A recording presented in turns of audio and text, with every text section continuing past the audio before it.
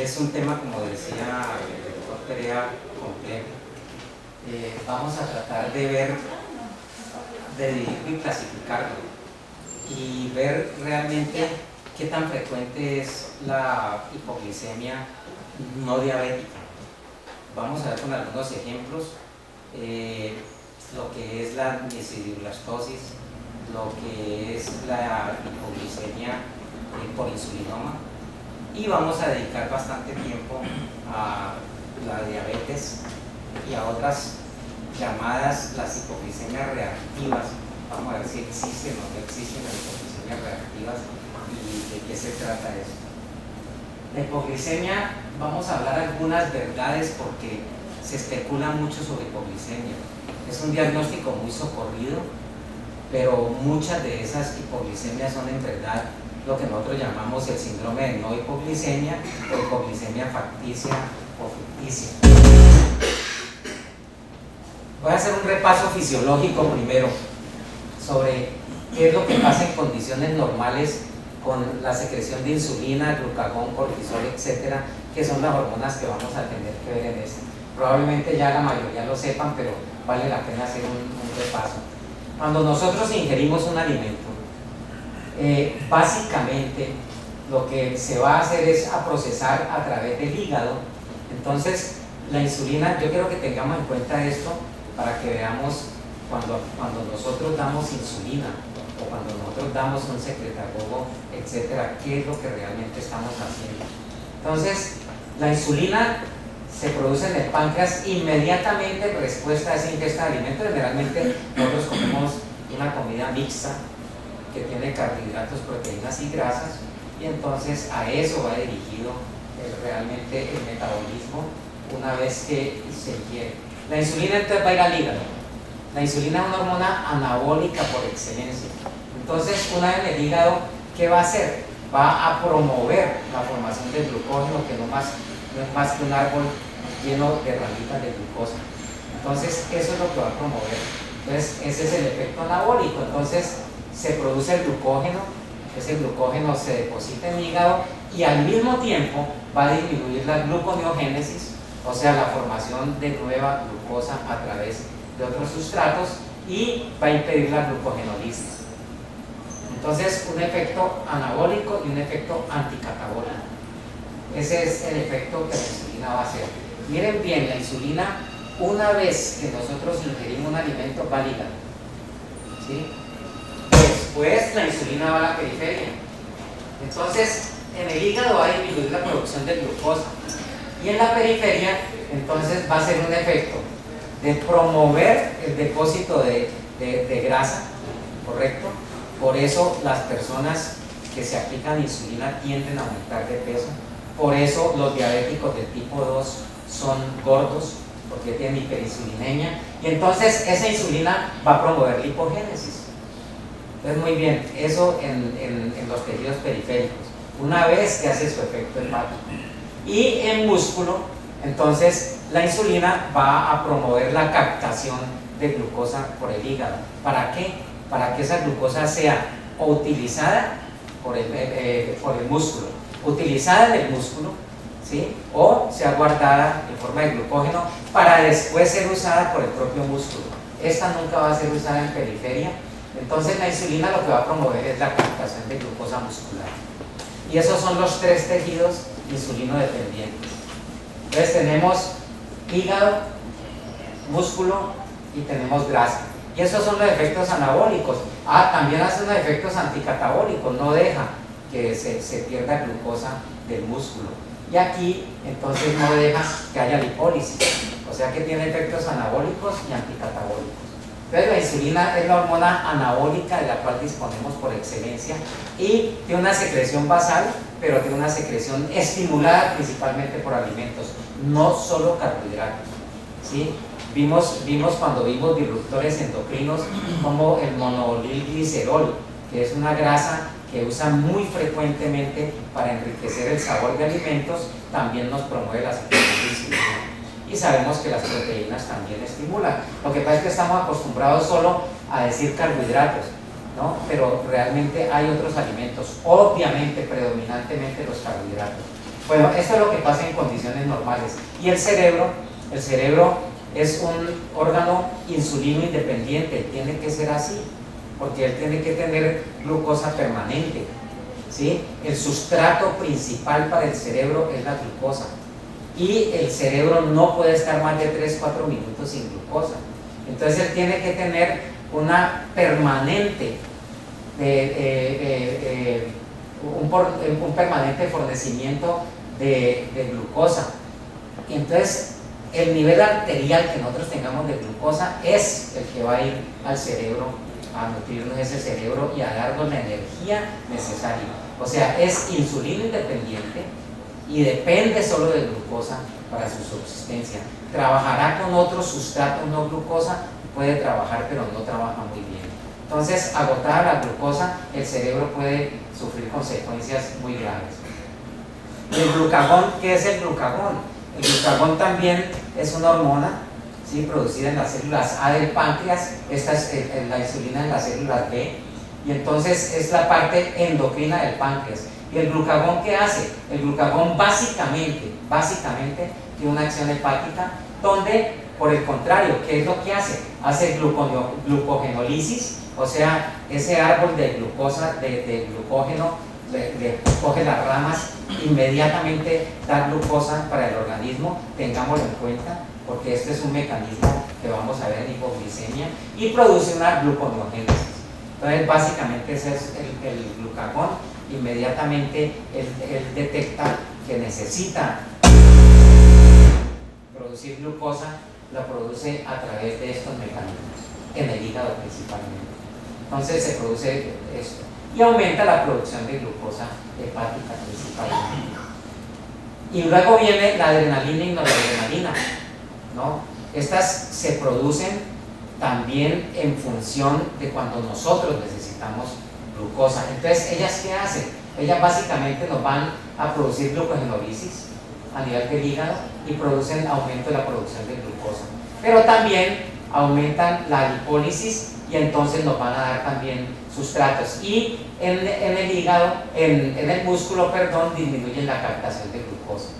Esos son mecanismos muy inmediatos que el organismo usa cuando detecta que está disminuyendo los niveles de glucosa. La insulina, por el contrario, cuando los niveles de glucosa aumentan, entonces inmediatamente se produce en grandes cantidades. Este es lo contrario, cuando están bajando. Y luego tenemos el cortisol y la hormona de crecimiento. Más tardíamente ellos actúan. ¿De dónde actúan? Actúan a nivel del hígado. Entonces producen glucogenólisis y gluconeogénesis, aumenta la producción de glucosa, y en el músculo disminuyen captación de glucosa, y entonces permiten que la glucosa vaya al cerebro. Este es un mecanismo que nosotros tenemos cuando no tenemos disposición crónica, por ejemplo, de alimentos. Entonces, estas hormonas se encargan de irse produciendo, los contrarregulan la acción de insulina, y entonces ellas permiten que el cerebro tenga una buena nutrición. ¿Y qué es hipoglicemia? Vamos a definir hipoglicemia. No hay un nivel categórico que nos diga que hay hipoglicemia. Esto, ¿por qué se ha visto? Porque resulta que si un paciente es diabético, y yo creo que ustedes lo ven en la práctica, a veces le dice a uno que tiene una glucometría de 110 y está sintiendo síntomas de hipoglicemia. Ahora vamos a tratar de explicar por qué es. Pero una persona normal, o supuestamente normal, una persona no enferma, digamos así, entonces va a tener que tener niveles de glicemia más bajos, que ya lo vamos a ver, para poder nosotros calificarlo como hipoglicemia. Entonces, una cosa es el paciente diabético y otra cosa es el paciente no diabético, y ahí ya tenemos una clasificación. Entonces, como no hay un nivel, nosotros debemos usar algo, y eso se llama la tríada de Wilper. Esa tríada de Wilper sigue siendo vigente, y ahora vamos a ver qué es. Pero nosotros debemos descartar causas secundarias de hipoglicemia, y siempre pensar en diabetes. Siempre pensar en diabetes, y que el paciente de pronto no sepamos que está siendo tratado. Esto es importantísimo en los servicios de urgencias, ¿no? Importantísimo que se piense siempre que el paciente puede tener diabetes. ¿Y qué es la hipoglicemia? Es un bajo nivel de azúcar en la sangre, así se define. Entonces la hipoglicemia es realmente un síntoma, es un síndrome, no es una enfermedad per se. Corresponde a algo que nosotros estamos o dando para una enfermedad, insulina o secretagogos de insulina en el caso de diabetes, y un hiperinsulinismo en los casos donde no tenemos diabetes. Es un bajo nivel de azúcar en la sangre, suficiente, que sea suficiente para producir síntomas y signos, incluyendo alteración cerebral. Entonces, nos vamos a guiar por esto como fuente del trabajo que vamos a hacer ahora. Entonces, realmente esa es la definición: un bajo nivel de azúcar suficiente para producir síntomas y o signos, incluyendo la alteración cerebral. ¿Y qué es la tríada de Wilker? Son el paciente que tenga síntomas, signos o ambos que sean consistentes con hipoglicemia. Ahora vamos a ver cuáles son esos signos y síntomas. Segundo, que haya una baja concentración de glucosa en la sangre, es decir, que nosotros podamos detectarlo bien sea por glucometría o bien sea por sangre venosa. Y tercero, que se resuelva después de un manejo, bien sea oral o endovenoso. Muchas veces esta segunda no la podemos cumplir. ¿Por qué? Porque tenemos la emergencia de tratar el paciente, pero tenemos la respuesta de la resolución después del manejo. Pero vamos a ver que esto es importantísimo en hipoglicemias no diabéticas. Ahí sí necesitamos ver cuál es el nivel de azúcar en la sangre. ¿Por qué? Porque podemos estar ante la presencia de un síndrome de no hipoglicemia, ¿sí? El paciente tiene síntomas simpáticos, hasta neurológicos, pero puede tener glicemias normales.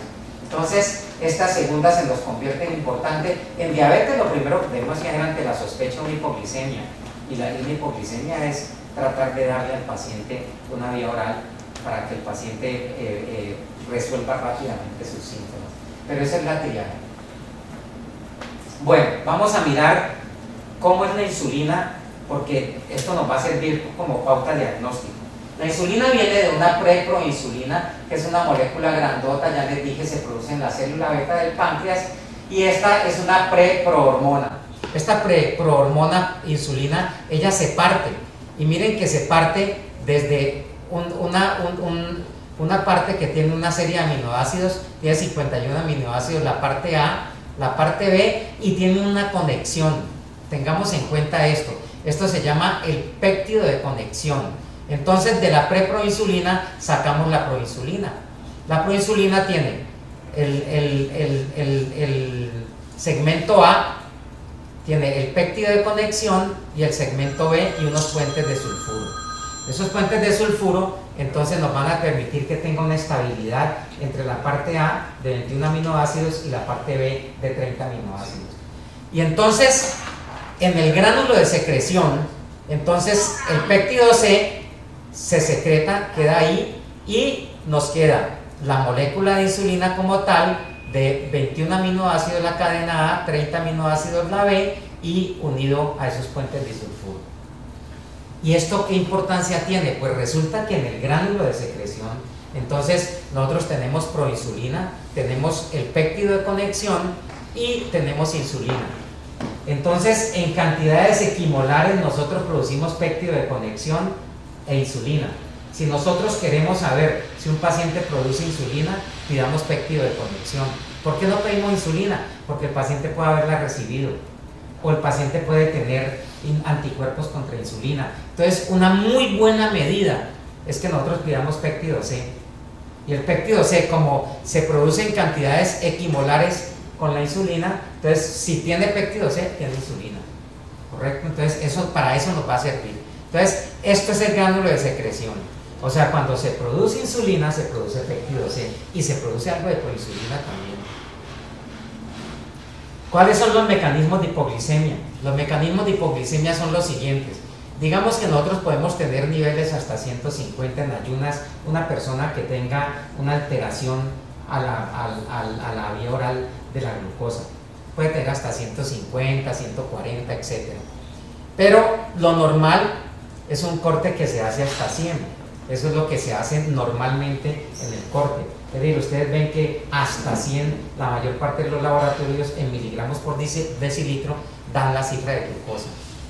Pero resulta que esto puede bajar a 75 y hay personas que en ayunas lo tienen. Las mujeres embarazadas tienen tendencia a tener niveles más bajos, por ejemplo.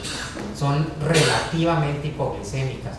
Entonces, este es un nivel, digamos, un nivel como crítico. ¿Para qué? Para que se produzcan síntomas adrenérgicos. El sistema adrenérgico se dispara cuando la insulina, cuando el azúcar llega más o menos a 75. Muchas veces no lo sentimos, pero ya está dando una alerta. Acordémonos de esto: el sistema adrenérgico es un sistema de alerta muy primitivo que nos está diciendo algo está pasando cuando nos está avisando. Entonces, esos son los primeros síntomas que nosotros vamos a tener. Entonces, esos síntomas pueden ser neurogénicos o pueden ser esos, o pueden ser los simpáticos clásicos que nosotros tenemos, que ahora vamos a verlos. Pero si eso sigue bajando, entonces tenemos un umbral, y este umbral de 55 es el que nos va a definir hoy en día la hipoglicemia. ¿Se acuerdan que antes se definía por debajo de 40? Hoy no, hoy se define por debajo de 55, es el umbral para calificar hipoglicemia. Y entre estos dos se producen los síntomas neuroglicopénicos. Entonces, adrenérgicos empiezan a este nivel. ¿Y qué es? Entonces empezamos a tener taquicardia, sudoración, nerviosismo, hambre, frío, un sudor que es bastante frío. Y ahí es cuando el sistema simpático se está manifestando. El paciente se nota muy angustiado, se nota muy ansioso. Y esos son los primeros síntomas que nosotros tenemos. Pero si esto progresa, entonces tenemos estos síntomas neuroglicopénicos. Entonces el paciente empieza a estar confuso, empieza a hacer una ideación bizarra. Y si esto progresa, entonces el paciente puede seguir estuporoso. Y puede hacer después coma, y puede hacer convulsiones, y convulsiones, coma y muerte, si esto no se resuelve. Entonces, el organismo utiliza primero todos estos mecanismos. ¿Para qué? Para evitar precisamente que se llegue a un grado crítico y peligroso de hipoglicemia. Muy bien, pero miren lo que les decía: en un paciente diabético, a niveles de 30 ya se presentan hipoglicemias muy severas, con confusión mental. Generalmente el paciente está estuporoso, comatoso, y por debajo de eso convulsiona y muere. Entonces, ¿qué pasa con un diabético que tenga 150? Pues que él, si hace una incursión muy rápida o tenga 300 y, por ejemplo, se aplique una insulina de acción rápida y esa insulina le baje rápidamente, con 100 puede hacer hipoglicemia. Y uno lo ve con alguna frecuencia en pacientes diabéticos del tipo 1 principalmente, que se aplican insulinas rápidas. Entonces, no siempre nosotros nos tenemos que regir por esto. En diabetes es un poco diferente. ¿Y qué es lo que pasa en el tiempo? Entonces, miremos esto. Esto es más o menos lo que nosotros venimos manejando, ¿no? Aquí empieza a 70 y aquí empieza a producirse la hipoglicemia. Aquí está la recuperación de la hipoglicemia. Y los eventos en el tiempo, ¿cómo son? Entonces, lo primero, el organismo, ¿qué va a hacer? Ahí mismo suprime la secreción de insulina, hasta la basal. Claro, el organismo inmediatamente se da cuenta que se está bajando el azúcar. Entonces, ¿qué hace? Le da una orden al páncreas: no produzca más insulina, y la insulina inmediatamente se decapita, inclusive la secreción basal de insulina. Entonces se baja la secreción basal de insulina e inmediatamente él dispone de glucagón. Pero resulta que diabéticos tipo 1 pueden también tener compromiso y no producir glucagón. Entonces ahí tenemos un problema cuando vamos a ver recuperación de hipoglicemia. Pero en una persona aparentemente sana, una persona no enferma, este mecanismo actúa muy bien. Entonces ya vimos que ese glucagón va al hígado rápidamente. ¿A qué? A producir gluconeogénesis y glucogenolisis. Entonces inmediatamente se produce glucagón. Esto es inmediato a la sensación. Y también se producen noradrenalina y adrenalina. Y entonces ahí tenemos la taquicardia, ahí tenemos temblor, ahí tenemos sudoración, etcétera, con todos estos síntomas.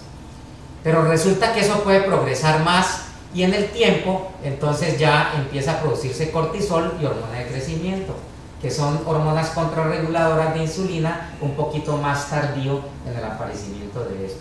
Y todo esto, más la ingesta, entonces va a producir la recuperación y el paciente termina recuperándose.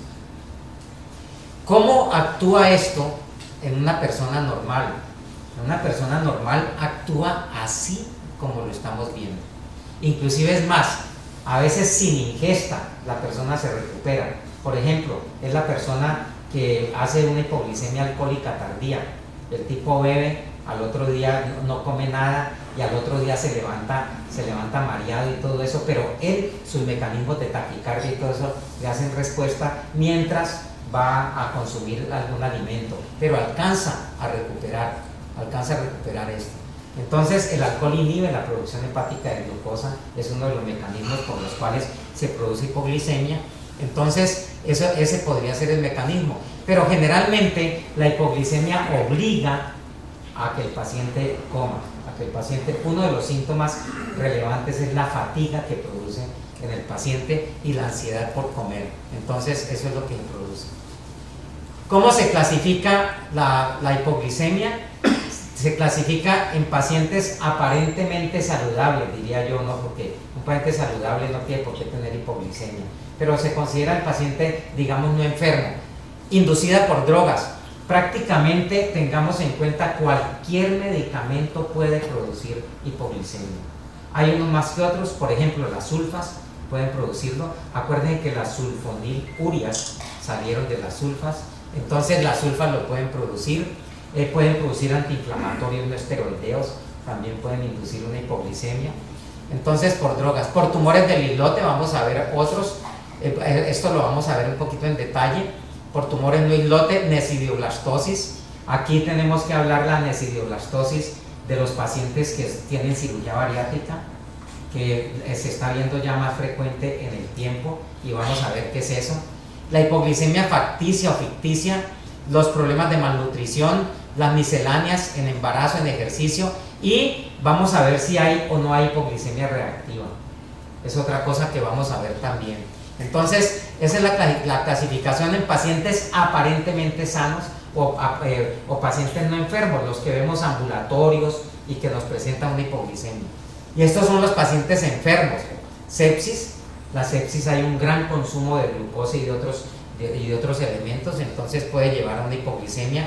Trauma extenso también, quemaduras, la falla renal, enfermedad hepática y el déficit hormonal. Ya vimos, por ejemplo, cortisol, hormona de crecimiento, hipopituitarismos, enfermedad de Addison, problemas de déficit aislado de alguna hormona. Y tengamos en cuenta tratamiento con esteroides que se suspendan abruptamente y el paciente después no se le reemplaza esteroides y entonces hace una falla suprarrenal, inclusive con hipoglicemia. Entonces esa es la clasificación. Pero también tenemos entonces la más importante de todas, que es la hipoglicemia del diabético. Si quieren apagar el aire, veo que están con frío algunos.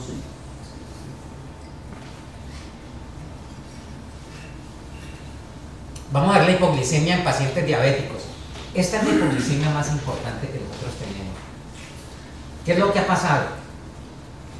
Resulta que a muchos de nosotros nos tocó el manejo de diabetes con hipoglicemiantes orales, ¿no? Algunos ustedes no lo llegaron a conocer, unas sulfonilurias de larga acción, sumamente buenas, efectivas para la diabetes, pero que fueron cayendo en desuso porque producían hipoglicemias prolongadas. Eran de acción larga, 24, 48 horas, y producían hipoglicemias prolongadas. Pero por otro lado, más o menos a nivel de los años 80, 90, a través de unos estudios que mostraron que el control estricto de la diabetes disminuía la presencia de complicaciones crónicas, aparentemente ese fue el argumento. Entonces empezó a decirse que había que hacer un control intensivo y estricto de los pacientes con diabetes. Y como se empezó a usar la hemoglobina glicosilada como parámetro, entonces se dijo que había que llegar a niveles casi de no diabéticos en hemoglobina glicosilada. Y entonces se llegó a niveles exigentes de 6 de hemoglobina glicosilada. Y se quitó el nivel de más o menos 7, 7,5. Los que no adherimos en esa época a esto nos trataron de empíricos, nos trataron de que éramos obsoletos, de que no queríamos que progresara. Nosotros veíamos muy peligroso esto y efectivamente después la historia mostró que esto era así. Pero en ese momento no sabemos qué presiones obligaron a que, por ejemplo, se dijera que había que usar temprano insulina en diabéticos del tipo 2. Y así se hizo. Y entonces nos enfrentamos a mucho más hipoglicemias de las que estábamos acostumbrados a ver. Y nos acostumbramos a que el uso de insulina precoz en los diabéticos tipo 2 nos mostraran más hipoglicemias.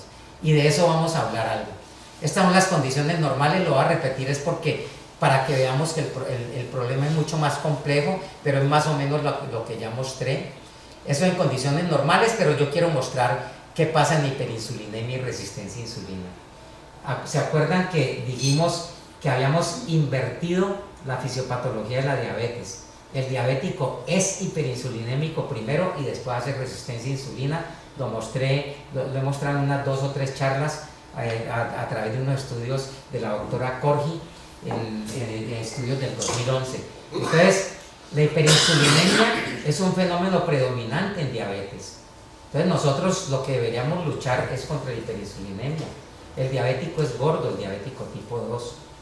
Y esa hiperinsulinemia, entonces la resistencia a insulina va a ser lo que finalmente va a llevar al paciente a que haga una diabetes. Y esa hiperinsulinemia, por factores ambientales generalmente, y esa resistencia a insulina por factores genéticos y algunos ambientales, entonces nos lleva a todo esto con disfunción endotelial, con riesgo cardiovascular, con todo lo que nosotros sabemos que produce la diabetes del tipo 2. Y en condiciones normales, entonces, otra vez, aquí quiero mostrar esto porque vamos a hablar de insulina en condiciones normales. Entonces, volvemos a lo mismo, la insulina actúa en estos sitios,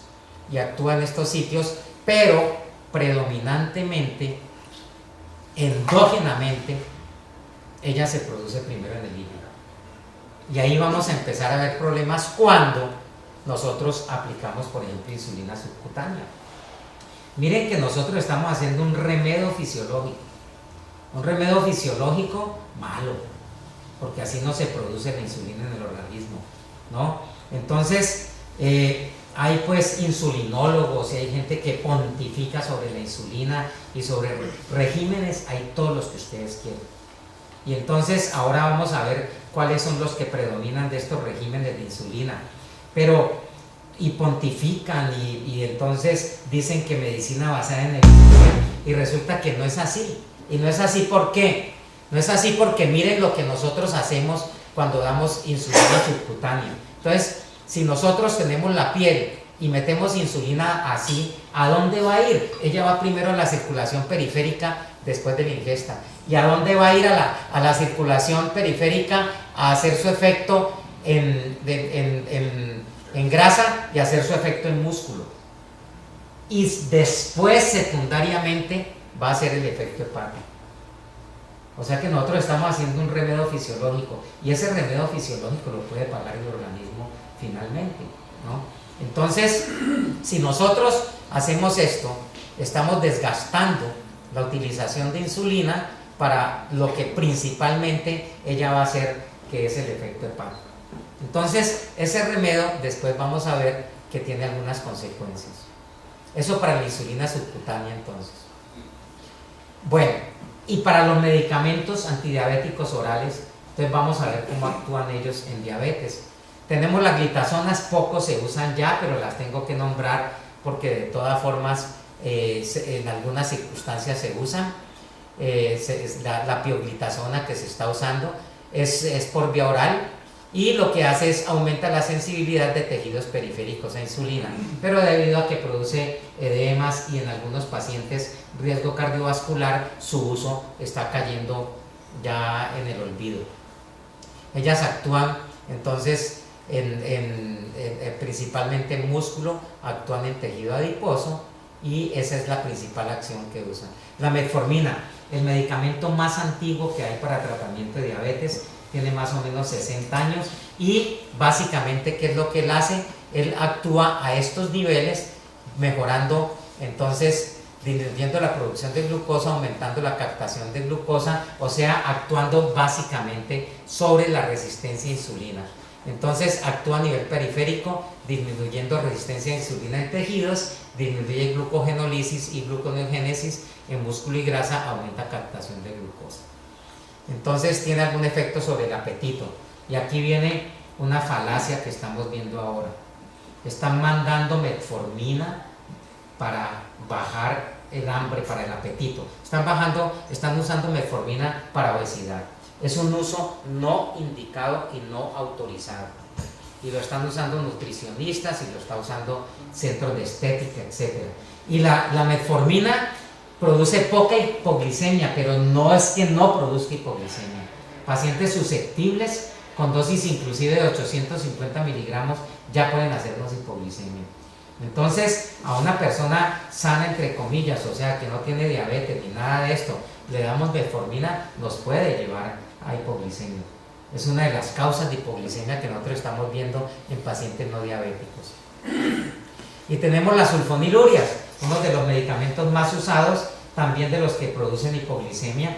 Ahora vamos a ver, nosotros tenemos las sulfonilurias que actúan mejorando la secreción de insulina, principalmente la insulina se pierde la fase 1 y la fase 2 de secreción, o sea, la fase temprana y la fase tardía. Esto mejora ambas fases de secreción de insulina y actúa también en los niveles periféricos. Los efectos extrapancreáticos de las sulfonilurias hoy en día se están reconociendo como importantes. Antes se reconocía más el efecto pancreático sobre secreción de insulina. Hoy en día se sabe que hay más sobre este efecto. ¿Cuáles son? Básicamente la glibenclamida, la glipizida y la glimepirida. Esas son las tres que nosotros tenemos en este momento. Y actúa mejorando secreción pancreática de insulina y aumentando sensibilidad periférica de los tejidos. La insulina, que ya la nombré, la forma en que actúa. Y tenemos los nuevos medicamentos que actúan sobre una enzima que se llama la DPP4, que lo que hace es inactivar una enzima que nos hace que se produzca más insulina por el páncreas, ¿correcto? Entonces son dos tipos de medicamentos. Estos se llaman medicamentos incretinas. Las incretinas son la GLP-1 o péptido similar al glucagón y el péptido inhibitorio gástrico o péptido estimulante de la secreción gástrica. Estas son las vías medias y ellas actúan a nivel del islote del páncreas, haciendo que los análogos de GLP-1 aumentando la secreción de insulina, secretando insulina, y entonces hacen que se secrete insulina más tiempo. Y los otros son los inhibidores de esta enzima. Entonces, ¿qué hacen? Que no se inactive, porque lo que hace esta enzima es inactivar estas incretinas. Entonces esas incretinas, al inhibir la DPP4, entonces actúan durante más tiempo, ¿no? Bueno, muy bien, esos son los mecanismos de los medicamentos que disponemos ahora. ¿Cuáles producen más hipoglicemia? Las sulfonilurias, ¿sí? Pero como se usan en combinación, entonces la sumatoria de ellos y el efecto sinérgico de ellos muchas veces nos va a producir más hipoglicemia. Vamos a ver entonces ahora las insulinas. ¿Por qué? Porque se nos volvió sumamente importante. ¿Y por qué se volvió importante? Por muchas cosas, pero la más importante es la que les digo: el uso precoz de insulina en diabéticos tipo 2. En diabetes tipo 1 no hay duda que tenemos que usar insulina. Y no hay duda que las hipoglicemias son inherentes al tratamiento. ¿Por qué? Porque el diabético tipo 1 no produce insulina.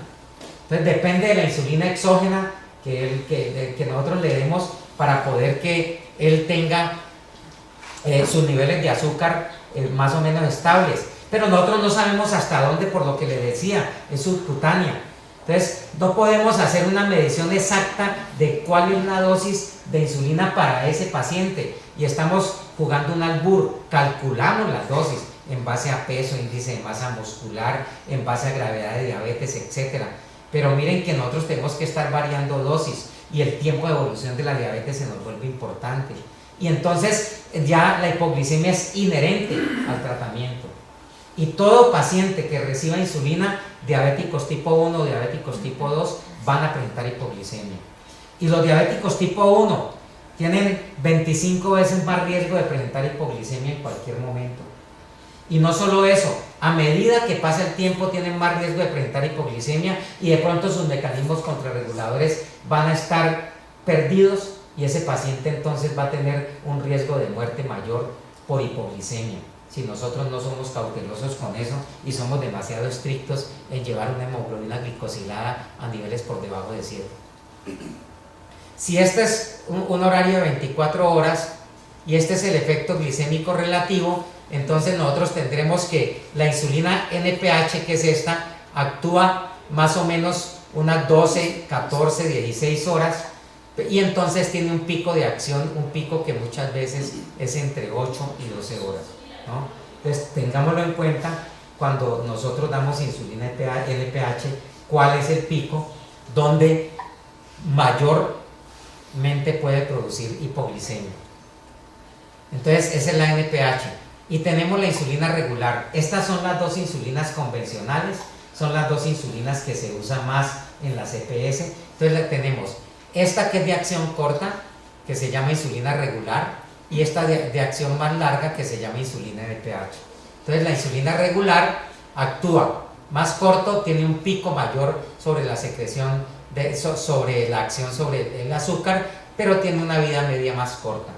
Entonces el riesgo de una insulina regular, esto también se llamaba cristalina antes, hoy en día se llama insulina R o regular, el riesgo de hipoglicemia es mucho más temprano, ¿sí? Es 1 o 2 horas después de la ingesta de alimentos. Entonces tengamos en cuenta, por ejemplo, un paciente que ingiere muy poquito alimento y le aplicamos esta insulina, nos puede entrar en hipoglicemia. O aún un paciente que tiene 2 dosis de NPH, por ejemplo, en el día y una dosis o 3 dosis de insulina regular, como es un tratamiento intensivo, los riesgos de hipoglicemia son mayores en ese paciente. Y tenemos otras insulinas. Entonces, este tipo de insulinas, que son la listro, aspartato y glucina, son análogos de insulina. También se están usando hoy en día y estos tienen una acción más corta, más rápida y su acción empieza también más rápido. Entonces, por ejemplo, si una insulina regular, como empieza la acción en media hora, tenemos que usarla más o menos 20 o media hora antes de la comida, esta la podemos usar simultánea con la comida del paciente, ¿correcto?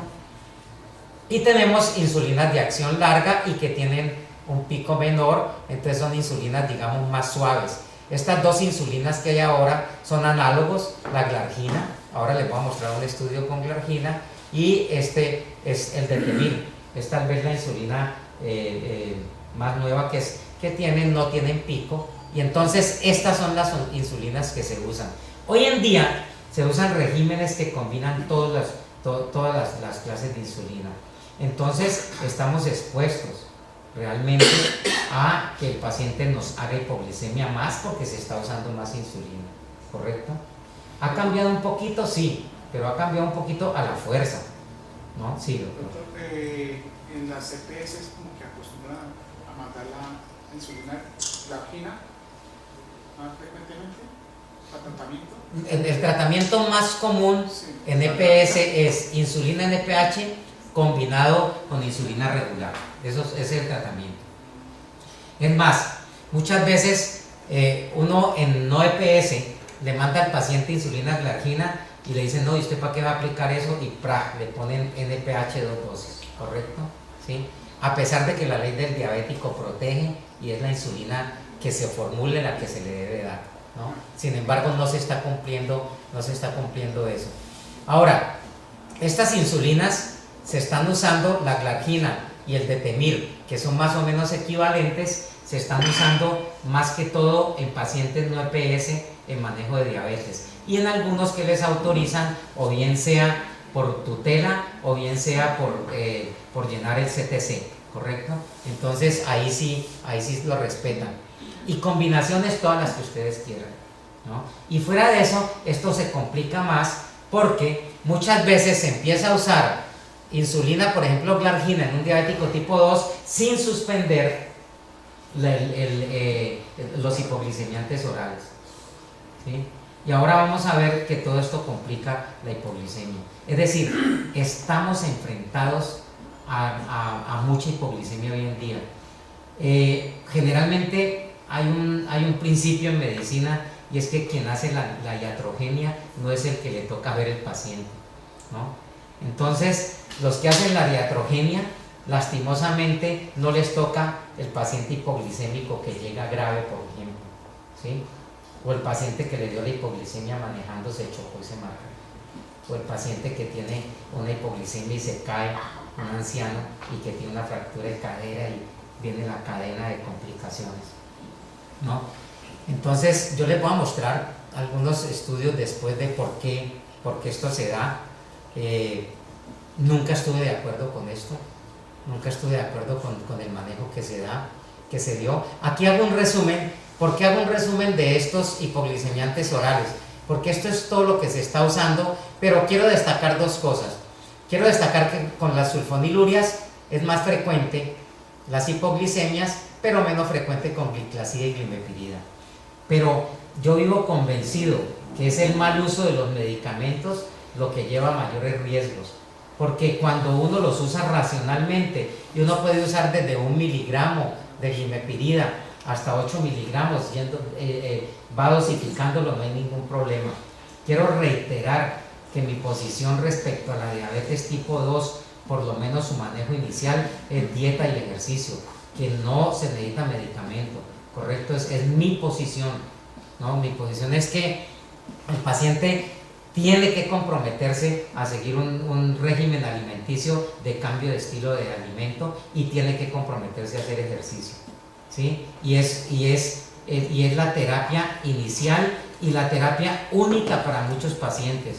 Yo les cuento a ustedes que yo tengo pacientes de 20 años que si mucho tienen 1 o 2 metforminas, ¿no? Pero tengo pacientes también de 25 años que con alimentación y ejercicio nunca han necesitado ningún medicamento. O sea que yo vivo convencido que hay cierto grado de reversibilidad de la diabetes tipo 2, pero depende del compromiso del médico que tenga para explicar, y que no caiga en medicalizar el síndrome metabólico y la diabetes mellitus en sus etapas iniciales. Entonces, estos son los medicamentos, los repito, y pues obviamente la insulina es de las que más frecuentes tiene, pero miren que estos son los más efectivos en disminuir también la hemoglobina glicosilada. Estos son los que se usan más hoy en día, se están usando mucho las gliptinas, ¿no? Bajan moderadamente la hemoglobina glicosilada, pero pues son los medicamentos que se están usando más hoy en día. Y esto se los quería mostrar. Miren que el paciente diabético del tipo 2 es hiperinsulinémico, y lo vamos a ver. Aquí están los niveles de insulina, aquí están los niveles de glucosa. Aquí está la persona normal, aquí está el normal obeso, aquí está el paciente que ya tiene alteración a la glucosa en ayunas o postprandial, y aquí está el diabético del tipo 2, que está más o menos en un tiempo entre 1 y 10 años, y aquí el diabético tipo 2 de mucho más años. Y esto es un artículo relativamente reciente, y el artículo se llama Diabetes, en qué hemos errado, en qué nos hemos equivocado. Esto es un mea culpa que hacen después de ver todo lo que se produjo por ese manejo estricto de la diabetes mellitus. Como les digo, en los foros, congresos, etcétera, cuando uno exponía su posición, lo trataban prácticamente que uno era un empírico y un ignorante en eso, por no querer adherir a esos regímenes de insulinización temprana o de manejo multidrogas de estos pacientes. Entonces, esto se los quiero mostrar. ¿Por qué? Porque miren que el paciente normal tiene niveles de glucosa normal para niveles de insulina normal, pero miren el obeso es hiperinsulinémico. Y miren el diabético que tiene intolerancia o que tiene alteración, deberíamos llamar mejor alteración a la glucosa. Miren cómo realmente produce bastante insulina para los niveles de glucosa que él tiene. Y miren que el diabético sigue siendo hiperinsulinémico. A nosotros nos metieron un cuento de que la secreción de la célula beta se iba perdiendo y que eso era rápido y que por eso rápidamente había que insulinizar el paciente, y etcétera, etcétera.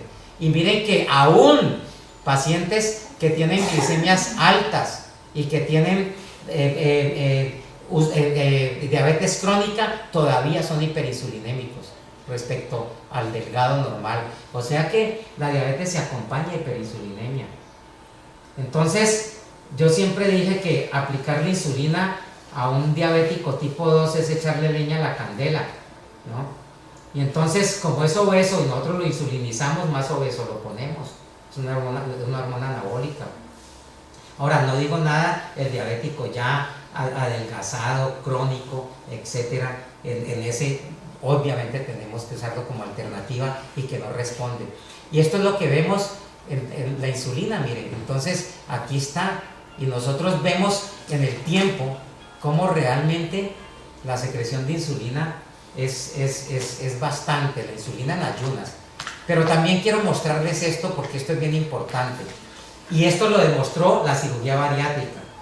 Y miren la cirugía bariátrica que demostró. Aquí está la insulina y aquí está la glucosa. Esto es antes de la cirugía bariátrica, y esto, miren, es una semana y después 3 meses después de la cirugía bariátrica. Y entonces, miren lo que pasa con el paciente obeso antes de la cirugía bariátrica. Miren los niveles de insulina y los niveles de glucosa. Y miren 3 meses después. 3 meses después sus niveles de glucosa y sus niveles de insulina están prácticamente normales. ¿Esto de qué nos está diciendo? Nos está diciendo que realmente hay reversibilidad y que si nosotros manejamos la obesidad, y entonces claro, estos qué pacientes son, los que tienen 35 de índice de masa corporal y que tienen comorbilidad, en este caso diabetes.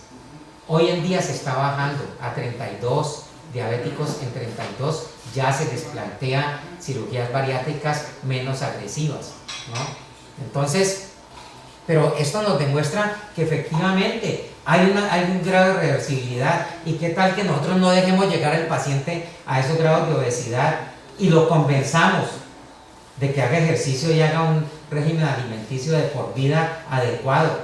Y entonces los médicos partimos de que el paciente no entiende.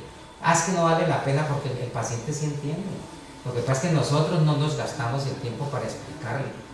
Pero si nosotros le explicamos bien y los pacientes entienden los mecanismos fisiopatológicos, la gente no es tan bruta ni tan boba, y hoy en día se meten en internet y averiguan, y si en internet hay mucha basura, también hay información a veces que vale la pena, y ya los pacientes se meten a la ADA, y se meten a la Asociación Española, y se meten a las asociaciones europeas y obtienen información valedera. Entonces nosotros tenemos que hacer uso de eso.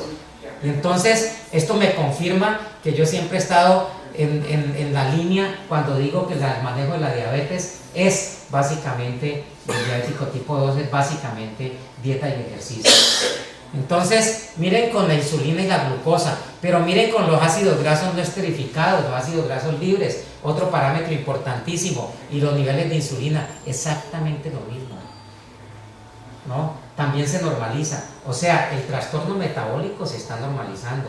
Y eso no se explica porque estos diabéticos, a los cuales les ponen unas dosis de insulina a veces impresionantes, tienen 40 índice de masa corporal y no les baja esa glucosa. Claro que les va a bajar esa glucosa si tienen una hiperinsulinemia con resistencia a insulina y tienen todo esto.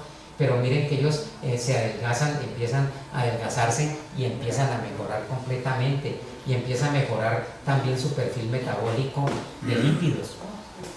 Y miren lo que pasa con la sensibilidad a insulina. Entonces, igualito, antes de cirugía, y miren lo que pasa después, la sensibilidad a insulina mejora. ¿Esto qué nos quiere decir? Que el factor ambiental es un factor importantísimo y que eso es lo que nosotros debemos manejar. Y nunca vamos a producir una hipoglicemia si hacemos lo fisiológico. Aquí los mecanismos de hipoglicemia en cirugía bariátrica vamos a ver que son diferentes. Pero son porque a veces el paciente no tiene precaución o porque se presenta un fenómeno de mesidoblastosis que vamos a ver qué es. Pero digamos que esto lo que nos dice es que no necesitamos mandar a cirugía a un paciente que tenga 30, 31 índice de masa corporal y lo veamos por primera vez con 200 miligramos de glucosa y entonces lo vemos obeso, sedentario, etc.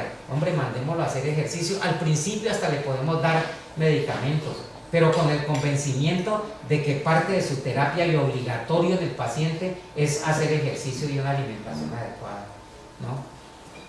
Bueno, entonces eso les quería mostrar. Y miren entonces lo que la hipoglicemia produce. Esto es un artículo reciente del 2010 y ahí empiezan estos artículos a mostrar que esos regímenes intensivos de manejo de diabetes fueron los que llevaron a la hipoglicemia. ¿Por qué yo quiero dedicar tanto tiempo a esto? Porque seguimos viendo mucha hipoglicemia, porque la gente sigue convencida de que si el paciente no tiene una hemoglobina glicosilada menor de 7 está haciendo un mal manejo y se están burlando de él, ¿no? Y entonces lo califican así. Yo he tenido pacientes con 8 de hemoglobina glicosilada que yo me siento muy bien con que esos pacientes tengan 8 de hemoglobina glicosilada y de pronto van a un internista o a otro médico y le dicen, ese es un bruto, usted tiene que llegar a 6,5, 7 y para que te le chantan insulina o lo hacen eso. Yo creo que de eso no se trata y vamos a ver cómo ha cambiado eso, pero lastimosamente no todo el mundo ha cambiado. Miren los riesgos cardiovasculares y los riesgos de eventos cardiovasculares y muerte. Este es un artículo, como les digo, bien importante. ¿Por qué? Porque tiene un número considerable de pacientes y entonces nos muestra los pacientes que tienen hipoglicemias severas, ¿sí? Los pacientes que están bajo control intensivo de glucosa y los pacientes que están bajo control estándar. Y miren que los episodios de hipoglicemia son más graves en los participantes con cuidado intensivo respecto a los que tienen cuidado normal, y también para hipoglicemias menores también son mucho más frecuentes en los pacientes que tienen régimen intensivo contra régimen estándar. Y miren el número de episodios no es despreciable en severos. Está demostrado que la severidad de la hipoglicemia lleva a daño cerebral y lleva a problemas cardiovasculares, y aquí lo podemos ver. Esto es tratamiento estándar, esto es tratamiento intensivo, esto es hipoglicemia severa, esto es los meses y esto es lo que le pasa a los pacientes como riesgo de enfermedad cardiovascular y muerte. Entonces miren que todos los pacientes, excepto pues en el inmediato, pero miren de ahí para adelante qué pasa. Todos los pacientes con terapia intensiva tienen más eventos cardiovasculares y más muerte a la larga, ¿no? Y eso fue lo que mostró este estudio. Y esto es para eventos cardiovasculares, macrovasculares, ¿no? Para muertes por cualquier causa y muertes no cardíacas. Entonces miren que por cualquier causa. ¿A qué se atribuye esto? Entonces se dice que no puede ser causa-efecto, puede que no sea causa-efecto, pero yo sigo convencido que es causa-efecto. Porque, ¿qué tiene de diferente el paciente que hace terapia intensiva del que tiene terapia estándar? Que le están aplicando insulina a dosis más agresivas. Y esto es para todos los meses. Entonces, los pacientes con terapia intensiva sí, efectivamente, tienen mucho más riesgo de muerte cardiovascular, cerebrovascular y muertes totales no relacionadas a riesgo cardiovascular. ¿Correcto? Muy bien. Entonces, estos son los eventos y miren, aquí está para todos los eventos que son eventos de vía digestiva, enfermedades de piel, para todos los que ustedes quieran, e incluido cáncer. Todos los que hacen severa hipoglicemia tienen mucho más riesgo, ¿no? Lo del cáncer ya lo explicaba en otra charla, no es motivo de esta charla, pero la insulina, se los digo rápidamente, la insulina endógena tiene efectos metabólicos predominantemente, ¿sí? Pero la insulina exógena y el hiperinsulinismo que el paciente también tiene efectos principalmente de irse hacia producir efectos cancerígenos a través de los efectos que hace sobre el IGF-1, sobre la misma insulina, que hacen efectos sobre las células, cambiando realmente el metabolismo celular. Entonces, por eso es que nosotros vemos más en diabetes cáncer de hígado, cáncer de próstata, cáncer de mama, cáncer de páncreas, etcétera, principalmente esos cánceres metabólicos. Entonces, esa es la explicación. Pero miren que para todos los eventos se produce. Y este es un estudio que Colombia participó yo lo digo con mucho orgullo, fui el único médico que no quiso participar en este estudio, un estudio que pienso que no se debió realizar nunca, pero lo aprobaron en 57 centros, se hizo en varios países, los comités de ética lo aprobaron. ¿Qué era lo que buscaba? Esto se llamó el Origin, se hizo con insulina glargina, ¿no? Ellos querían ver si se disminuía el riesgo cardiovascular de los pacientes diabéticos con el uso temprano y precoz, inclusive en prediabéticos, ¿sí? En gente que tenía solo alterada la glicemia en ayuna, alterada la tolerancia a la glucosa o diabetes del tipo 2 inicial, a ver si bajaba el riesgo cardiovascular, ¿no? En la reunión en Colombia que se presentó esto, a mí me preguntaron y yo les dije, miren, el tratamiento de la diabetes es dieta y ejercicio, y nosotros no le podemos meter leña a la candela. Obviamente no fue bienvenido mi comentario, hubo una serie de cosas, pero el estudio se hizo. Y el estudio duró alrededor de 6 años, y entonces lo que buscaba era eso. Se le dio insulina glargina a los pacientes, ¿correcto? Le estoy comentando qué tipo de pacientes se les dio insulina glargina. Bueno, los resultados fueron estos. El cuidado estándar de la insulina glargina con los años, que el estudio duró 6 años, a los 5 años no demostraron nada, lo prolongaron un año más. Entonces, miren que no redujo para nada, el resultado fue igualito. O sea, para lo que ellos planearon el estudio, no pasó nada en infarto, en ACV y en muerte de riesgo cardiovasculares. Y para cualquier hospitalización, falla congestiva, etcétera, tampoco. Es decir, no mostró diferencia. O sea, el estudio no mostró el objetivo que buscaba. Yo me pongo a pensar qué hubiera pasado donde eso muestre que sí disminuye el riesgo cardiovascular. Nos están aplicando glargina hasta nosotros, mejor dicho. ¿Sí? Entonces, yo creo que eso ¿por qué digo yo que es peligroso? Porque miren, bueno, aquí está muerte para cualquier causa, no la mejoró.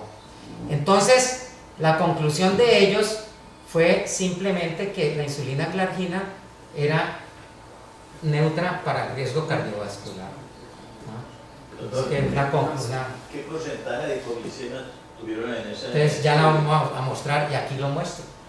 Entonces hubo una muerte por hipoglicemia en el estudio, ¿no? Una muerte para mí evitable. Y aquí lo vemos. Miren, aquí está severa hipoglicemia, insulina glargina contra cuidado estándar. Miren la diferencia, 359 contra 113. Total de episodios en el seguimiento. Miren la gran diferencia que hubo. Esto es para confirmado síntomas de no severa hipoglicemia. Miren esta gran diferencia también, ¿no? Entre la insulina glargina y el cuidado estándar. Y pacientes con más de un episodio, ¿no? Entonces, miren la gran diferencia. Todos son altamente significativos. Entonces, esto casi que parecía obvio, ¿no? Si yo le aplico insulina a un paciente que no necesita insulina y que tiene hiperinsulinismo, entonces obviamente lo va a presentar. Entonces, este es el tipo de estudios que uno dice que buscaron, no sé, ¿sí? Entonces, se presentan esas cosas y la hipoglicemia se presenta, entre otras cosas. A mí me sigue pareciendo que la insulina glargina se está usando con mucha liberalidad, ¿no? Y yo creo que seguimos viendo episodios de hipoglicemia. Son medicamentos, como les digo, todos excelentes y son avances porque son análogos de insulina, pero usémoslos bien y en pacientes adecuados. A mí me ha tocado pacientes no formulados por mí, pero que me llegan viejitas de 80, 83 años, que prun les ponen insulina porque tienen hiperglicemia de 180 con hemoglobina glicosilada de 8,5.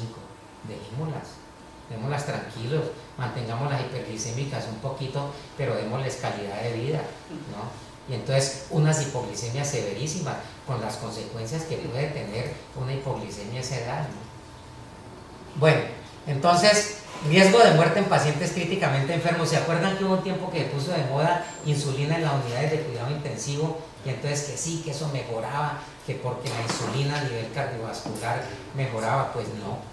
Entonces resulta que este artículo mostró que los pacientes que se les daba insulina y que hacían hipoglicemias más severas, y fuera de eso también el riesgo cardiovascular, o sea, todos hicieron más hipoglicemia, los de cuidado intensivo, y todos los de cuidado intensivo también tuvieron mucho más riesgo de muerte y mucho más riesgo de tener enfermedades cardiovasculares, muerte cardiovascular y muerte no cardiovascular.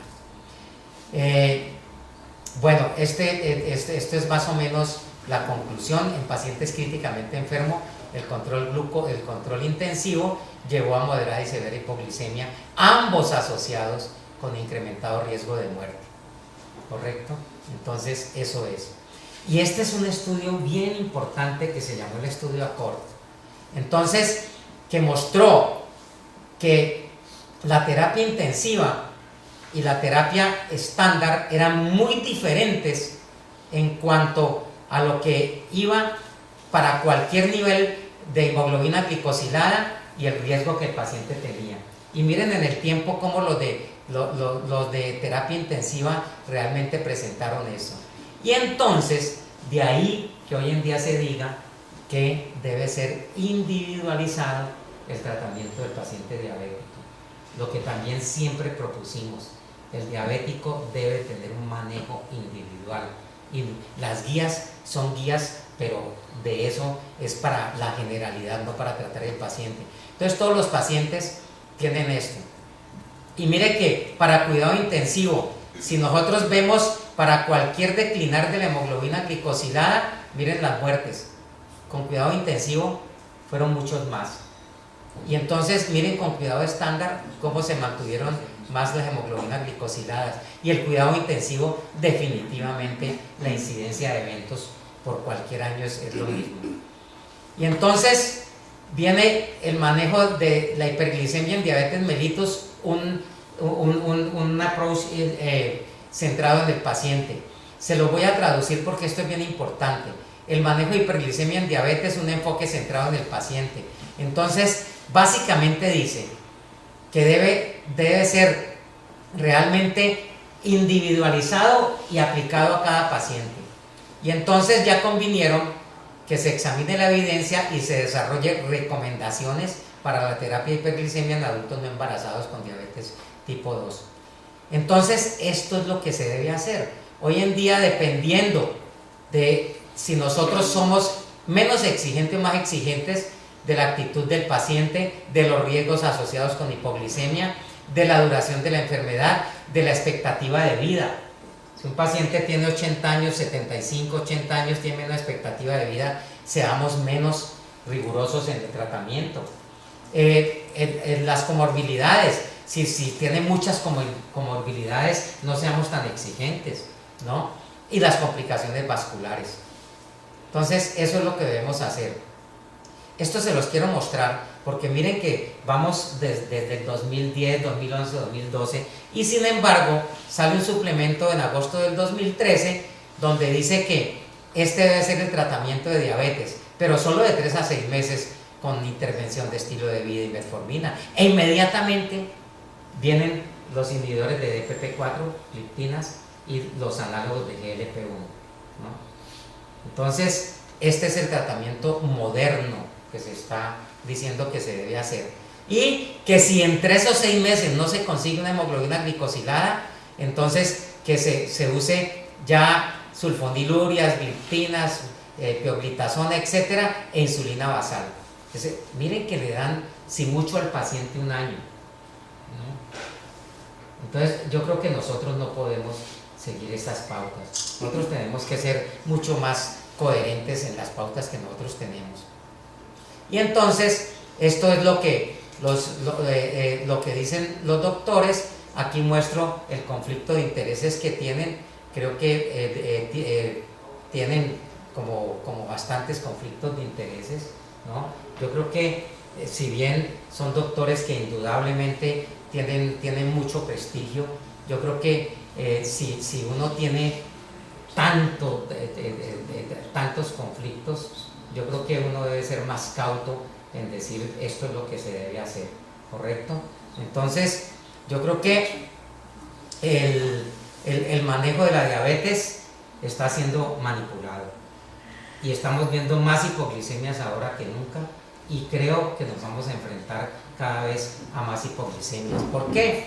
Porque dice que en suma creemos que el disponible hoy en día debe hacerse un manejo multidisciplinario con los pacientes, y entonces eso es lo que dice. Entonces, para resumen, la hipoglicemia en diabéticos, intrínseco al tratamiento, factor limitante, causa morbilidad y puede ser fatal, insulina exógena por la aplicación de insulina, insulina endógena por los secretagogos. ¿Cómo es el manejo? La hipoglicemia por sulfoniluria, si es leve, terapia oral con jugos naturales, lácteo entero, bananas, fruta, miel de abeja, gaseosa, azúcar. Démosle lo que tengamos a mano en el paciente. Y si recurre, entonces tratamiento endovenoso u oral, pero bajo observación.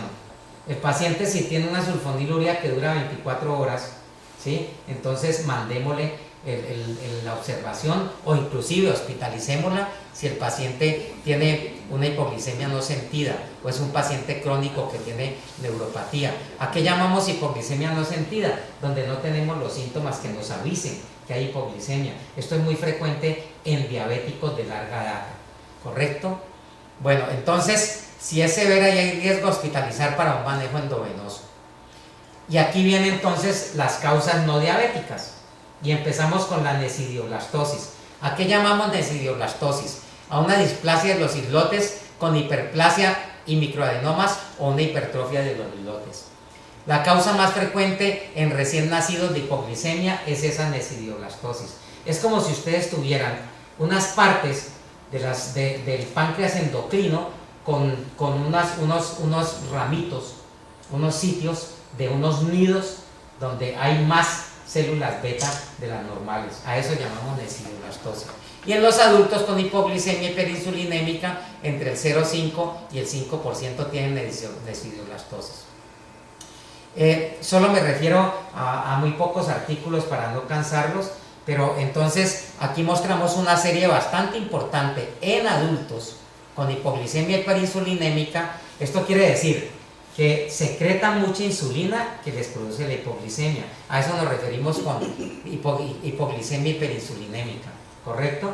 Entonces, estos son no diabéticos. Aquí vemos 15 adultos, es un artículo relativamente que recoge muchos casos, y entonces aquí está el tiempo, la edad a donde fueron operados, y miren que desde muy jóvenes hay hasta pacientes de bastante edad, ¿no?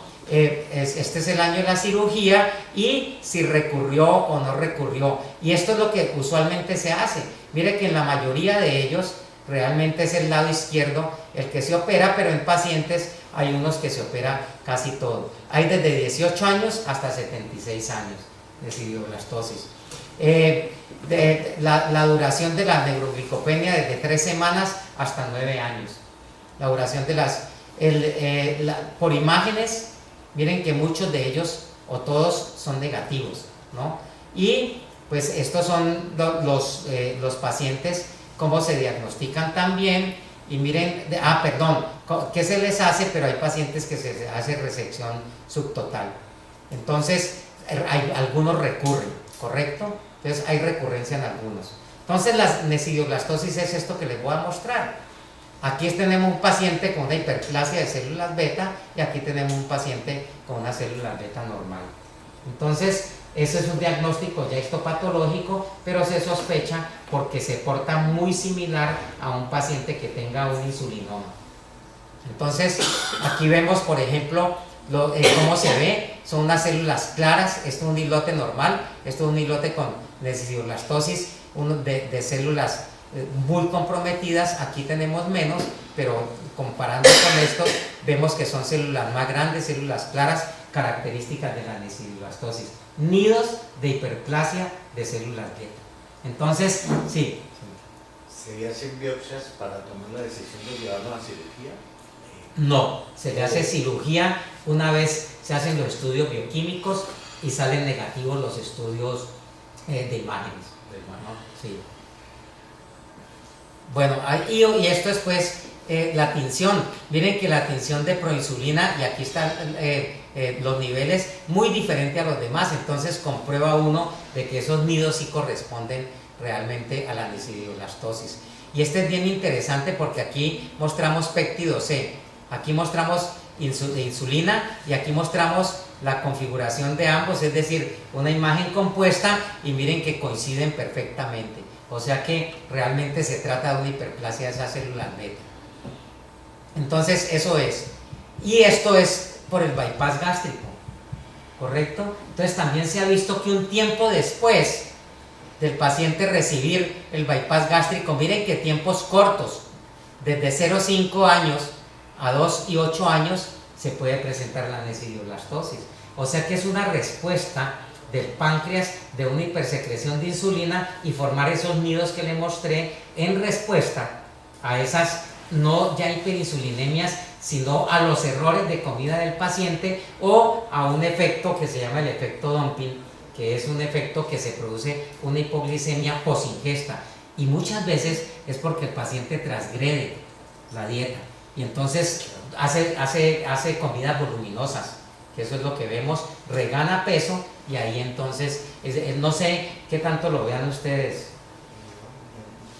o lo estudien, porque sí ve uno el dumping, ¿no? Uno ve el dumping y sin embargo de pronto no se estudia el paciente, ¿no? Muy bien, pero miren que no es tan infrecuente. Este es un paciente con una necidioblastosis. Bueno, y entonces tenemos el otro que es el insulinoma.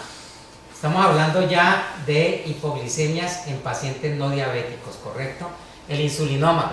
Me voy a referir solo a un estudio grande. Este es un estudio donde muestra una serie bastante grande de insulinomas y me voy a referir solo a ciertas cosas. Pero quiero mostrarles algo bien interesante. Algunos de esos pacientes con insulinoma son diabéticos. Y entonces aquí se lo quiero... esto sí es interesante. ¿Cómo se hace un diagnóstico de insulinoma? O bien sea por hipoglicemia espontánea, y entonces el paciente le hace la hipoglicemia y inmediatamente se hacen todos los estudios, y entonces se hace el estudio de lo que vamos a hablar, cómo se estudia, o si no hace hipoglicemia espontánea, entonces se hace un ayuno de 72 horas. Pero hay una cosa bien interesante: la mayor parte de los pacientes, estos son una serie de 33, y 29 a las 24 horas de ayuno prolongado ya hicieron la hipoglicemia, o sea, se ahorraron ya el ayuno prolongado por los 3 días, y otros a las 48 horas, pero uno de ellos no hizo hipoglicemia, hubo que repetir el test de esos 33. Entonces quería mostrarles algunos datos simplemente. Miren que hay algunos pacientes que tienen el síndrome poliendocrino múltiple, entonces también se compone de eso. Es una cosa rara afortunadamente, pero miren que algunos tienen diabetes. Si ven que hay pacientes con diabetes, o sea, el hecho de que sea diabético no quiere decir que no pueda tener un insulinoma.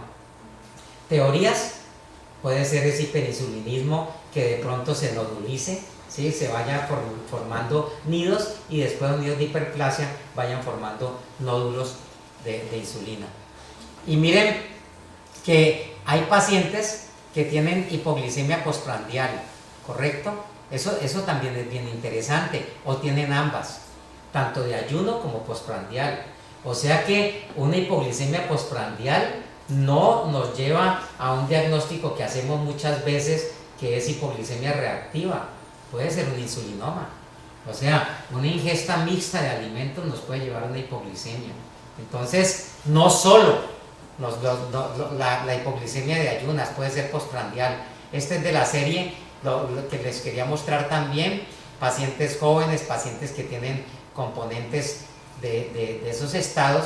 Y estos son casos que simplemente son interesantes porque hay insulinomas muy gigantes, como este por ejemplo, y que se diagnostican un poco tardíamente, ¿no? Hay insulinomas malignos también, y este es una serie de casos de insulinomas con todas sus consecuencias. Este caso es bien interesante, miren, este lo traigo porque es bien interesante. Este es un paciente, un ejecutivo de 59 años, que empezó a hacer hipoglicemias, pero las hipoglicemias se presentaban cuando él estaba en su casa, en las horas no laborales, y entonces él presentaba eso, y cuando estaba trabajando no las tenía, y le midieron cortisol y le midieron entonces insulina, tenía insulinas muy bajas, péptido C muy bajo, proinsulina muy baja, pero tenía cortisoles relativamente altos. Entonces el tipo era un ejecutivo, ante el estrés del trabajo reaccionaba con el estrés, contrarregulando, y no presentaba los síntomas. Entonces resulta que el tipo se jubiló y le empezaron a dar una hipoglicemia severa porque no estaba sometido a estrés, y ahí ya hacía desmayos y hacía todos los síntomas. Entonces es un caso bien interesante, y esto es lo que se hace realmente. Hoy en día se está haciendo inclusive cirugía laparoscópica, y se hace ecografía endoscópica para ver entonces el sitio donde está el insulinoma. Hay varias técnicas quirúrgicas, no me voy a detener en esto, pero lo que recomienda es evaluar a los pacientes que tengan la tríada de Whipple. Ya se las vuelvo a mostrar. Esto es los pacientes que deben ser evaluados, y estos son los pacientes que se deben evaluar. Revisión de historia clínica, hallazgos físicos, laboratorio, drogas, excluyamos drogas, entre ellos hipoglicemiantes orales, glibenclamida, sulfonilurias y otros medicamentos, enfermedades críticas, deficiencias hormonales y tumores de células no islotes. Entonces, hagamos una buena historia clínica en estos pacientes. ¿Qué pedimos? Glucosa, insulina, péptido C y proinsulina. Esto es lo que más o menos en nuestro medio podemos pedir. Beta-hidroxibutirato es para saber que el paciente no haya entrado en cetosis, no es fácil aquí en nuestro medio. Tamizaje para sulfonilurias, a veces no se puede hacer. Respuesta a glucosa con 1 miligramo de glucagón y anticuerpos e insulina. Pero con esto nos defendemos en la mayoría de los casos en nuestro medio. ¿Y qué es lo que esperamos? Entonces, si no hay hipoglicemia espontánea, ayuno de 72 horas, y entonces la glucosa debe ser menor de 55, la insulina menor de 3, el péptido C menor de 0,6 y la proinsulina menor de 5. Eso nos documentan un hiperinsulinismo, ¿correcto? ¿Sí? Entonces, nos documentan una hipoglicemia hiperinsulinímica. La insulina debe ser mínimo de 3, el péptido C debe ser mínimo de 0,6 y la proinsulina mínimo de 5, ¿correcto? Si son menores se descarta el diagnóstico. Entonces eso es lo que debe ser.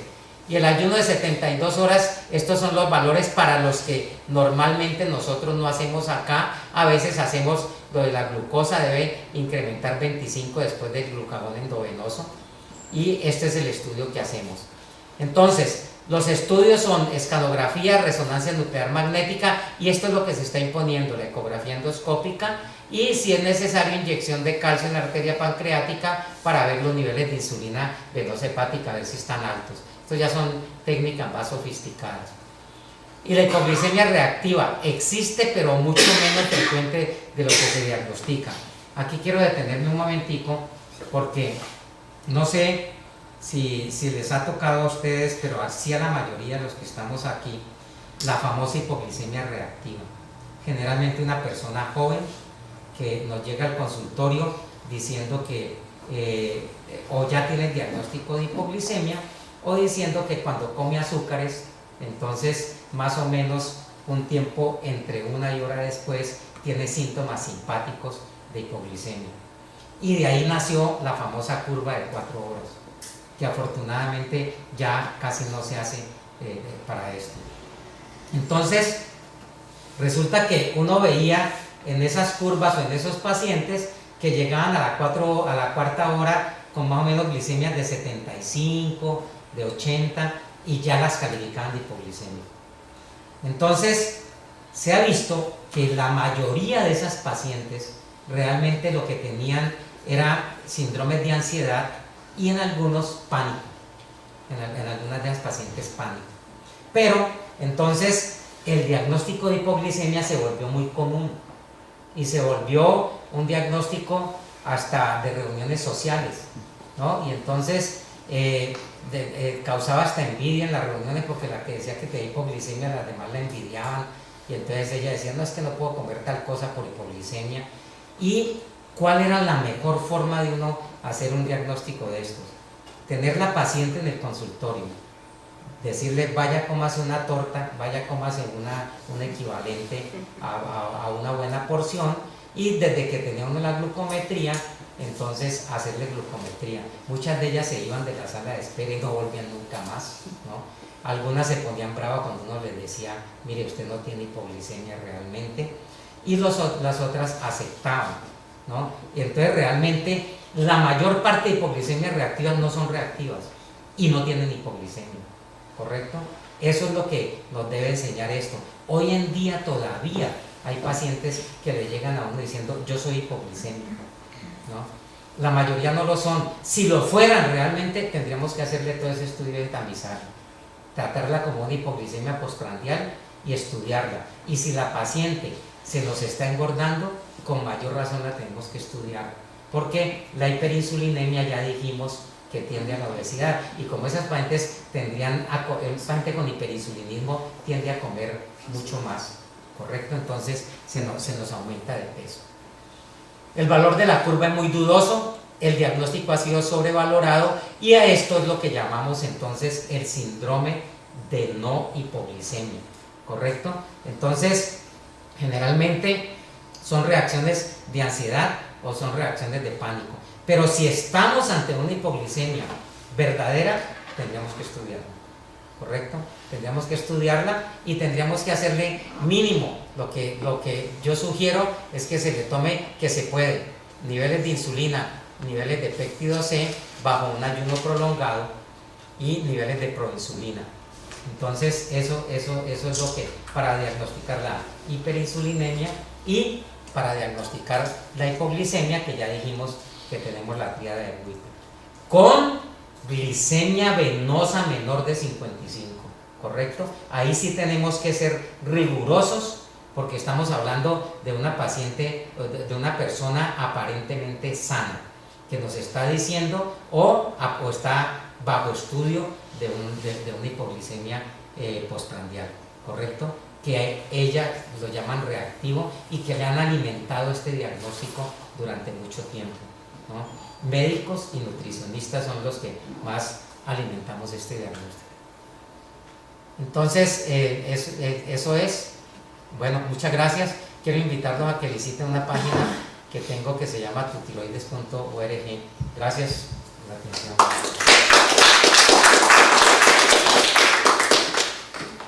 ¿Comentarios? Sí, doctor. Si uno hace ayuno de 72 horas y no produce hipoglicemia, un desplazado, definitivamente, porque uno necesita comida. No, doctor, mire. ¿En qué condiciones se lleva el paciente a hipoglicemia a ayuno prolongado? El paciente se le permite una comida la noche anterior. Las primeras 24 horas inclusive uno puede no hospitalizarlo. Se le permiten bebidas que no tengan glucosa, orales, ¿no? Durante las 24 horas. En el momento en que el paciente empiece a tener síntomas, o uno hace glucosa venosa cada 6 horas, al momento que llegue a 55 de glucosa venosa, ahí en ese momento, entonces se le toman la insulina, la proinsulina y el péptido C, que es lo que más o menos se hace acá. Pero no, doctor, el paciente no le hace hipoglicemia si no tiene insulinoma. Resulta que un paciente, y lo vemos en los pacientes de ayuno prolongado, hasta 30 o 40 días usted puede durar con todos los mecanismos. ¿Qué es lo que usted hace? Empieza primero a quemar lo más rápido, que es el glucógeno. Una vez que agota su glucógeno, agota las reservas de grasa. Y una vez que agota las reservas de grasa, empieza a usar las reservas musculares. Entonces, primero se malnutre que le dé una hipoglicemia a una persona que tenga todos sus mecanismos íntegros. Puede que el paciente haga cetosis, pero los cuerpos cetóticos le van a servir. Entonces, el ayuno prolongado no lo lleva a una hipoglicemia. Uno tolera el ayuno prolongado. Lo que pasa es que raramente necesita uno las 72 horas. Realmente el 95% de los pacientes entre 24 y 48 horas uno dura el ayuno prolongado. Después de 24 horas, entonces uno puede ya hospitalizar al paciente porque ya ahí hay más riesgo de hipoglicemia, entonces le puede canalizar una vena con solución salina isotónica o simplemente le pone un catéter heparinizado. Lo deja deambular si el paciente está en condiciones y le dice, y en el momento en que cada 6 horas toma otra vez esa glucosa, entonces ahí hace el estudio del paciente otra vez. Hay algunos que son tan rigurosos que una vez que llega a 55 empiezan cada 2 horas a tomar los estudios, y en los centros donde se puede tomar todo, toman todo, beta-hidroxibutirato, que debe estar bajo, y le toman insulina, péptido C, proinsulina, etcétera, y todo esto, inclusive los anticuerpos. Lo que pasa es que en nuestro medio nosotros no disponemos de anticuerpo o llegaría muy tarde, lo que nos pasa con la proinsulina. Entonces el ayuno ya si el paciente se nos pasa de 48 horas, ya le decimos no deambule más, acuéstese, le ponemos solución salina, ¿sí? Y con solución salina lo tenemos. Si a las 72 horas no ha hecho hipoglicemia, muy probablemente ese paciente no tiene una hipoglicemia hiperinsulinémica y podemos estar más o menos tranquilos. Usted da el valor de 100 miligramos de glicemia como normal, ¿no? De 70 a 100 para la mayor parte de los laboratorios. Exacto. Algunos textos traen 110, otros traen 115. Y fuera de eso, dependiendo de la edad después de los 50 años, algunos dicen que por cada año de edad después de los 50 se puede tener 1 miligramo más de glicemia. O sea que una persona de 70 años puede tener una glicemia, según el texto, de 115 más 20 serían 135 en ayunas y ser normal. ¿Usted qué opina de eso? ¿De 50? Después de los 50 años, por cada año se sube 1 miligramo del valor de la glicemia, sí, sin ser patológico. Bueno, mire, doctor, lo que usualmente uno hace es lo siguiente. En un paciente que uno vea que se está deteriorando su glucosa en esa forma, que la glucosa en ayunas pasa a 110, 115, 120, independiente de la edad. Entonces uno da 75 gramos de glucosa para hacer una postprandial. Si está menos de 140, lo deja tranquilo. Si está entre 140 y 200, entonces lo observa o le dice manipule sus alimentos. Y si está mayor de 200, lo clasifica como diabético, pero eso no quiere decir que tenga que tratarlo. Y le pide una hemoglobina glicosilada. La hemoglobina glicosilada, por no ser motivo de esta charla, no le muestro, pero ya está autorizado para diagnóstico. Digamos que nosotros tenemos hemoglobina glicosilada hasta 6.5 como cifras que pueden ser normales, entre comillas, porque lo normal es menos de 6, pero hasta 6,5. De ahí en adelante, usted lo puede ir clasificando como un paciente que tiene alteración de la tolerancia a la glucosa o que tiene diabetes mellitus. ¿Cuál es la importancia de un paciente, por ejemplo, de 70 años en estas condiciones? Si hay historia familiar de diabetes, si él tiene historia cardiovascular, si él tiene dislipidemia, si él tiene ácido úrico alto, es obeso, ahí ya empieza a ganar importancia eso. Ahí uno tiene que ser más o menos estricto.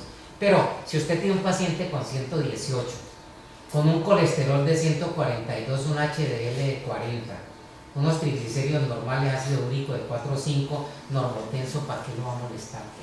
Déjelo tranquilo, mamá le recomiende que haga ejercicio si es sedentario y con eso tiene. Y de hecho, muchos pacientes de los que usted dice son verdad, mantienen, uno tiene esa cifra de ayunos y de ahí no pasan. Tienen 104, 108, 112. Lo que pasa es que para fines epidemiológicos, para fines estadísticos, nosotros necesitamos una cifra de referencia. Y la cifra de referencia no se basa en la edad del paciente, sino en el tope de 100 para la mayor parte de los laboratorios y para la mayor parte de los estudios que se hacen hoy en día.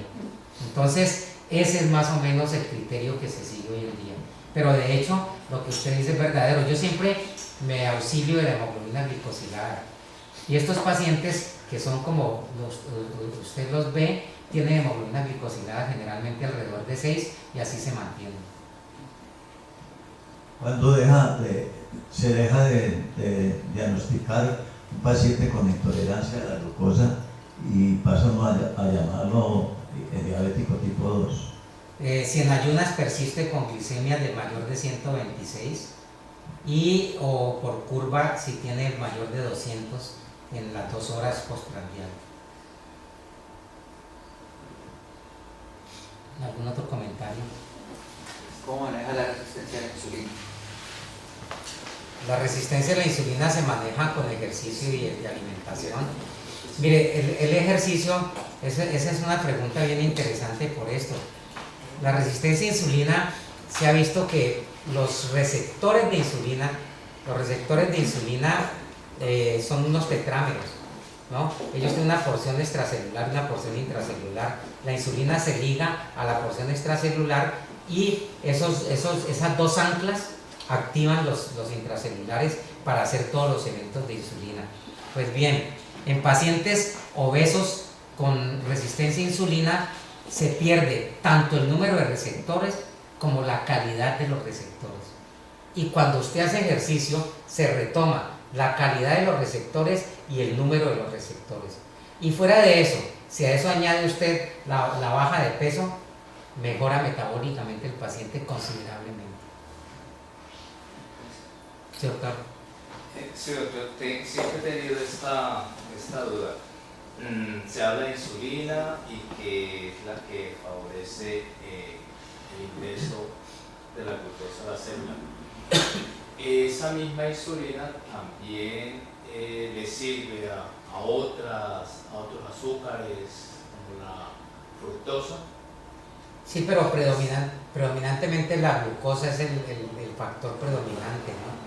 La conversión a otros azúcares es válida y es cierta, pero la insulina es preferible, ella prefiere más la glucosa. Pero mire que no solo la glucosa, ¿qué hace la insulina con las proteínas?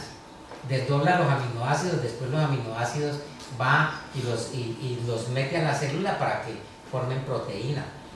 O sea que prácticamente tiene que ver con todos los alimentos y tiene que ver con todos los azúcares, no solo con el azúcar glucosa. Lo que pasa es que es la predominante y la que se convierte generalmente por salida hepática, ¿no? Sí, pero por eso habla uno siempre de glucosa. Realmente esto es bastante complejo. La insulina tiene receptores cerebrales, pero tiene receptores cerebrales para controlar apetito, saciedad, controlar otra serie de cosas, pero no es el cerebro un insulino dependiente.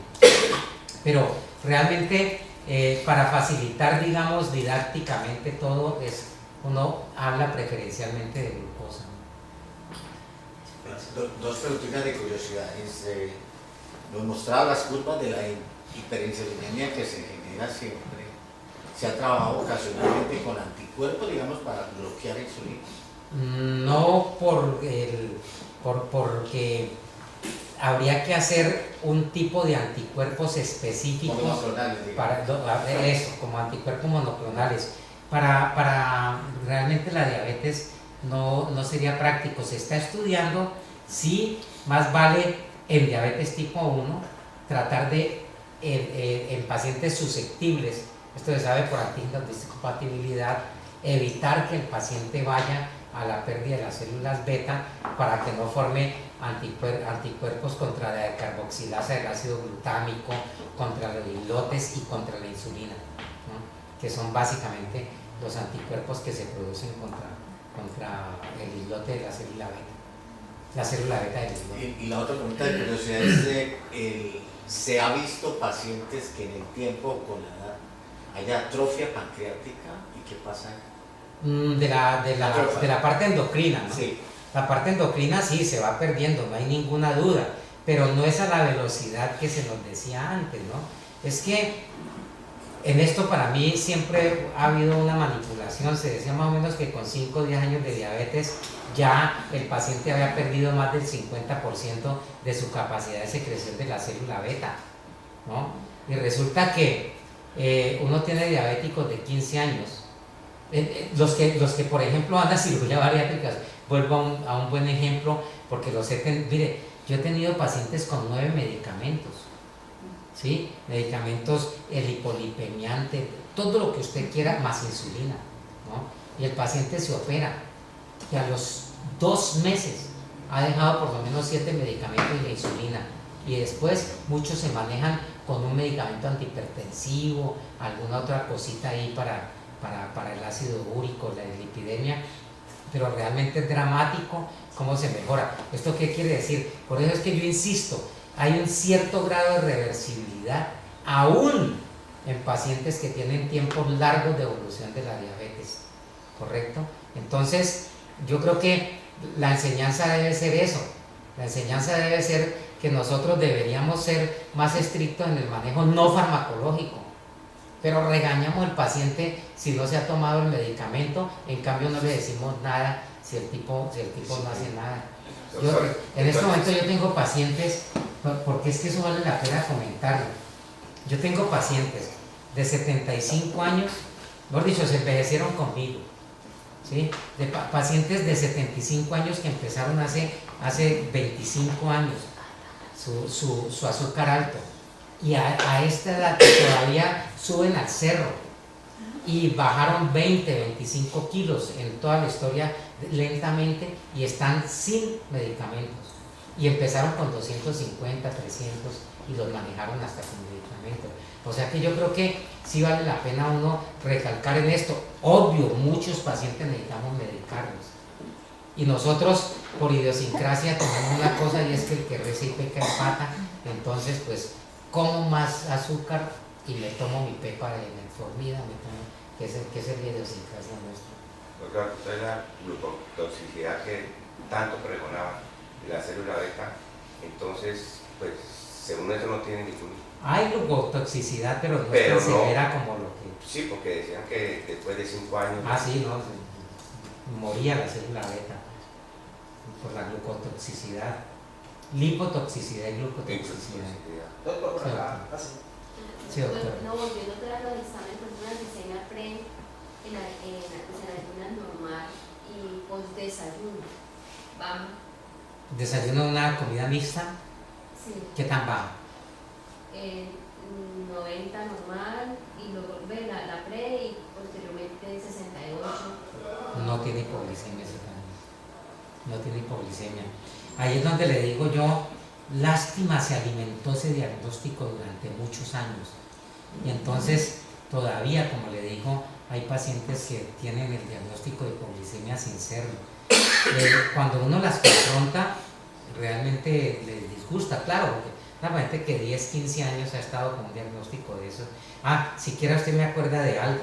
Lo que pasa es que así como uno hace reacciones simpáticas a ciertos alimentos, por ejemplo el migrañoso al chocolate o el migrañoso a dulces, etcétera, uno también puede hacer reacciones simpáticas a azúcares sin que tenga hipoglicemia, ¿correcto? Entonces, eso es lo que llama el síndrome de la hipoglicemia. Esos pacientes igual, hay que quitarles los azúcares de absorción rápida, ¿no? Pero quitárselos no alimentando el diagnóstico de hipoglicemia, sino diciéndole, mire, usted tiene realmente una alergia o una intolerancia a los azúcares, y entonces es mejor que suspenda azúcar, ¿no? Y lo otro frecuente es que dicen, esta hipoglicemia me va a llevar a la diabetes. No, porque no tiene hipoglicemia y no tiene nada que ver con diabetes, ¿no? ¿Cierto? Quiero felicitarlo por la magnífica conferencia que nos expuso. Gracias. Y muchas veces nos equivocamos con el significado de la palabra diabetes. Entonces sería bueno que nos pusiéramos todos de acuerdo en su significado. Totalmente de acuerdo, totalmente de acuerdo. Hay muchos errores diagnósticos y se clasifica el paciente como diabético sin serlo, ¿no? Entonces, inclusive mire que de ahí nació el síndrome metabólico. Con el síndrome metabólico ha pasado una cosa: como no pudieron medicalizarlo, trataron de matarlo. Como no lo pudieron matar, porque efectivamente existe y es una buena explicación para muchos de los eventos fisiopatológicos que ocurren, entonces han tratado de minimizarlo. Pero nosotros como médicos deberíamos prevenir la enfermedad. Nosotros deberíamos actuar en el paciente en prevención primaria. No lo hacemos. Deberíamos actuar en prevención secundaria. El paciente con síndrome metabólico, ese paciente está en riesgo. Y lo otro es esto: hay un sesgo impresionante hacia la enfermedad cardiovascular, ¿no?